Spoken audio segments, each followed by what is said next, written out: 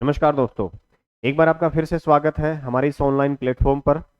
और जैसा कि आपकी अगर पॉलिटिकल साइंस की कंटिन्यू क्लासेज चल रही हैं, उसी में आज आगे का जो चैप्टर हमें स्टार्ट कर रहे हैं। देखो, पीछे जो मैंने पिछली क्लास में मैंने आप लोगों को बता दिए थे कि ईआईसी के जो एक्ट थे वो 1773 से स्टार्ट हो रहे थे। और लास्ट एक्ट उनका कौन सा था भाई? 1853 का एक्ट। तो उसमें से मैं आपको 1773 का करवा चुका हूं, 1773 रेगुलेटिंग एक्ट। 1781 में मैंने आपको क्या किया था? Act of settlement. 1784 में मैंने आपको पिट्स इंडिया एक्ट करवा दिया था। और 1793 का जो एक्ट था वो भी मैंने करवा दिया था, जिसमें स्थायी बंदोबस्त लाया गया था। इनके बाद जो एक्ट शुरू हो रहे हैं, इनके बाद देखो 1793 के बाद ये 20 वर्षों के लिए लिया आएगा। ठीक है, कंपनी ने क्या है, ये 20 वर्षों के लिए क्या है भाई, अधिकार कंपनी का बढ़ा दिया था। तो 1799 के बाद 1813, 1833 और 1853 आपके ये तीन एक्ट ईस्ट इंडिया कंपनी के बाकी रह गए थे। तो ये छोटी सी क्लास है, इसमें हम ये तीनों एक्ट कंप्लीट कर लेते हैं भाई। ठीक है, तो देखिए चलते हैं आगे। 1813 का चार्टर एक्ट, 1813 का चार्टर एक्ट। देखो 1813 का चार्टर एक्ट में क्या है मैं बताऊं आपको। एक तो कंपनी का अधिकार, कंपनी का अधिकार 20 वर्षों के लिए बढ़ाया गया, 20 वर्षों के लिए बढ़ाया गया, पहला। दूसरा जो इसमें किया था, कंपनी का एकाधिकार, कंपनी का एकाधिकार समाप्त कर दिया गया, समाप्त कर दिया गया। लेकिन चीन व चाय पत्ती के व्यापार पर, चीन व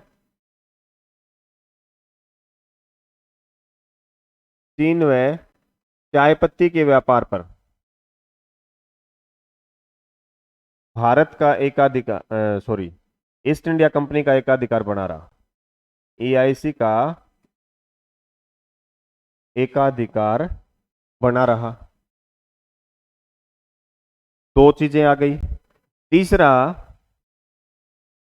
शिक्षा के क्षेत्र में, शिक्षा के क्षेत्र में सालाना 1 लाख रुपए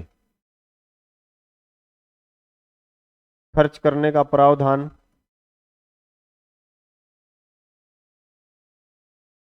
खर्च करने का प्रावधान रखा गया। ये ध्यान रखना। इसके अलावा ब्रिटिश सेना की संख्या,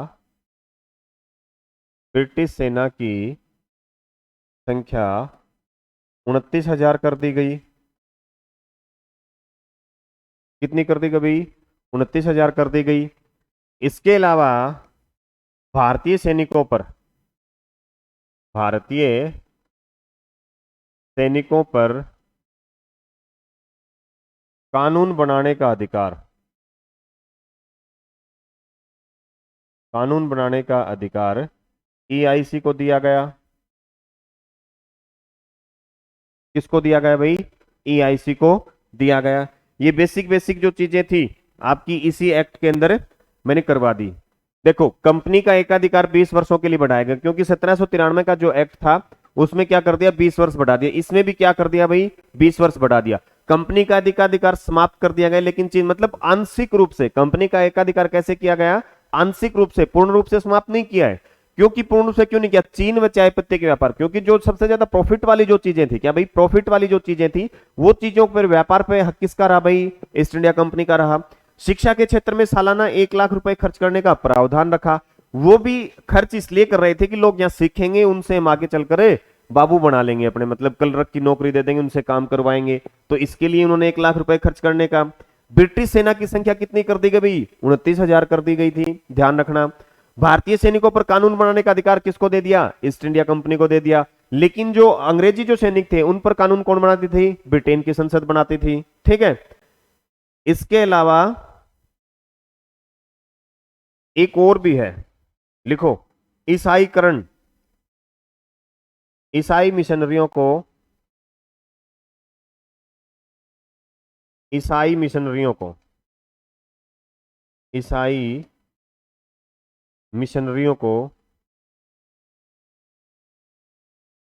ईसाई मिशनरियों को ईसाईकरण की स्वतंत्रता, ईसाईकरण की स्वतंत्रता। ठीक है, तो ये 6 बड़े महत्वपूर्ण पॉइंट थे 1813 के चार्टर एक्ट में। ये अपने को क्या रखना है भाई, ध्यान रखना है। देखो, आंशिक रूप से समाप्त किया गया, तो इसमें एक लाइन आप ये भी जोड़ सकते हो कि ब्रिटेन के व्यापारियों को भारत में व्यापार करने की क्या दे दी गई, छूट दे दी। कोई भी व्यापारी भारत में क्या कर सकता था भाई, व्यापार कर सकता था। ये आपको ध्यान रखना है। ठीक है, तो ये 1813 का चार्टर एक्ट, 6 महत्वपूर्ण पॉइंट है। ऐसे तो बहुत बड़ा है, लेकिन फिर भी अपन अपनी परीक्षा के हिसाब से देखें तो इसमें 6 पॉइंट बहुत महत्वपूर्ण हो जाते हैं, जिसमें से ये कई बार, एक तो ये कई बार पूछा जाता है कौन से एक्ट में, एक ये सालाना 1 लाख रुपए का कई एक्टों में पूछा गया है। फिर एक ये आंशिक रूप से एकाधिकार कब समाप्त किया गया है, ये भी कई क्वेश्चन पेपर में आए हुए हैं। ठीक है, तो ये ध्यान रखना। 1813 का चार्टर एक्ट, 1813 के चार्टर एक्ट के बाद क्या है भाई, 1833 का चार्टर एक्ट, 1833 का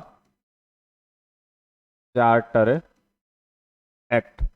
देखो भाई, इसमें क्या किया गया, जो व्यापारिक एकाधिकार था, व्यापारिक एकाधिकार पूर्णतः समाप्त। पहला पॉइंट तो ये है कि जो आंशिक रूप से था वो पूर्णतः हो गया। पूर्णतः का हो गया तो क्या हो जाएगा, चीन व चाय पत्ती का व्यापार कोई भी कर सकता था, कोई भी कर सकता था। ठीक है, ये हुआ। अब व्यापारिक एकाधिकार पूर्णतः समाप्त हो गया, तो ईस्ट इंडिया कंपनी ने सोचा अब जब सारे ही व्यापार करने लग गए तो जो प्रॉफिट होना क्या हो गया भाई, कम हो गया। तो इन्होंने क्या सोचा, इन्होंने ये सोचा कि अब हम ये करते हैं, व्यापार करना तो कर देते हैं बंद, और क्या शुरू कर देते हैं, अब भारत में शासन करना शुरू कर देते हैं। तो ये भी एक महत्वपूर्ण पॉइंट है, ये भी ध्यान रखना कि ईआईसी ने व्यापारिक सोच को छोड़कर, व्यापारिक सोच को छोड़कर भारत में शासन की सोच शुरू की, सोच शुरू की। मतलब उन्होंने अब क्या किया, व्यापार करना तो बंद कर दिया और भारत पर शासन करने की अपना सपना जो शुरू कर दिया। ठीक है, मतलब एक तरीके से भारत पर शासन करने की सोच उन्होंने शुरू कर दी, एक नई उपज उनके दिमाग में आ गई थी। ठीक है, इसके बाद देखो, अंग्रेजों को, अंग्रेजों को भारत में आने, रहने व भूमि खरीदने का अधिकार, भूमि खरीदने का अधिकार दे दिया। यूं कह सकते हैं अंग्रेज अब चल और अचल संपत्ति खरीद सकते थे। फिर इसके बाद एक पॉइंट की और बात करूं, मतलब अब हुआ क्या, देखो पहले तो व्यापार कब तक, जब तक बंगाल का गवर्नर जनरल था ना, तब तक वो क्या कर रहे थे, व्यापार कर रहे थे खूब धड़ल्ले से। अब उन्होंने क्या सोचा कि अब हम व्यापार से बाहर निकल जाते हैं। व्यापार से बाहर निकलने का मतलब अब हम पूरे भारत पे क्या करेंगे, शासन करेंगे। तो उन्होंने क्या किया, बंगाल के गवर्नर जनरल को, बंगाल के गवर्नर जनरल को पूरे भारत का गवर्नर जनरल बना दिया। ठीक है, तो यहां एक नोट करने वाली बात है, भारत का प्रथम गवर्नर जनरल, भारत का प्रथम गवर्नर जनरल कौन बना भाई, विलियम पेंटिक।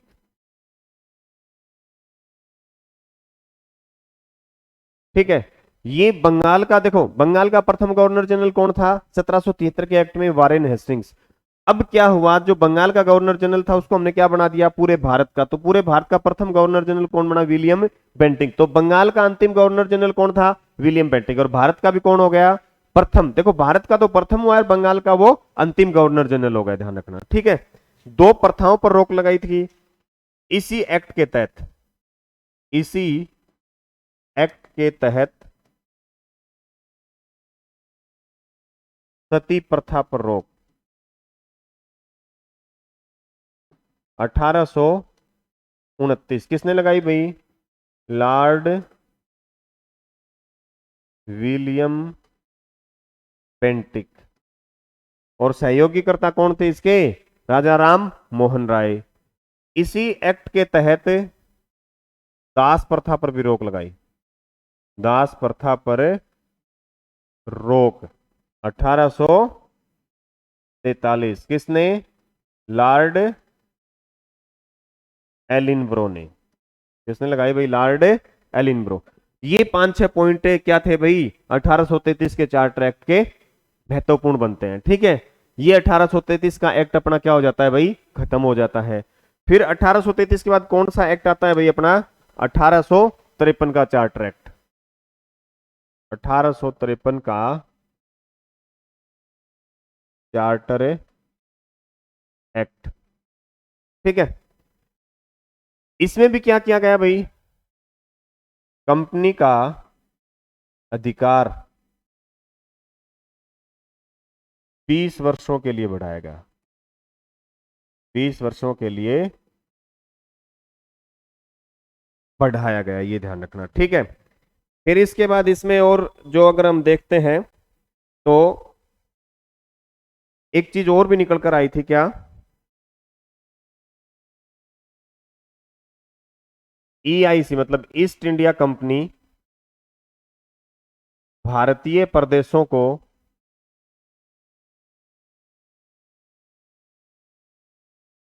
ब्रिटेन की संसद जब तक चाहेगी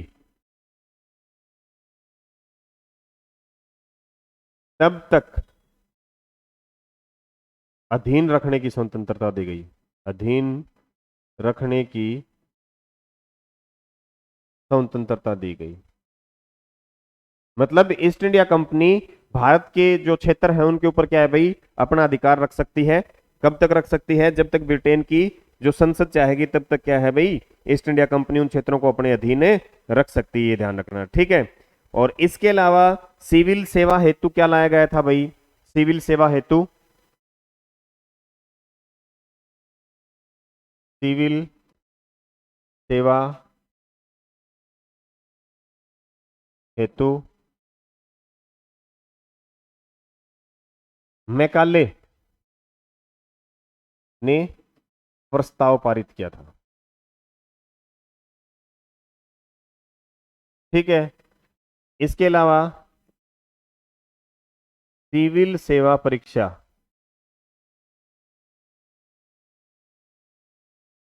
खुले में आयोजित, खुले तरीके से, खुले तरीके से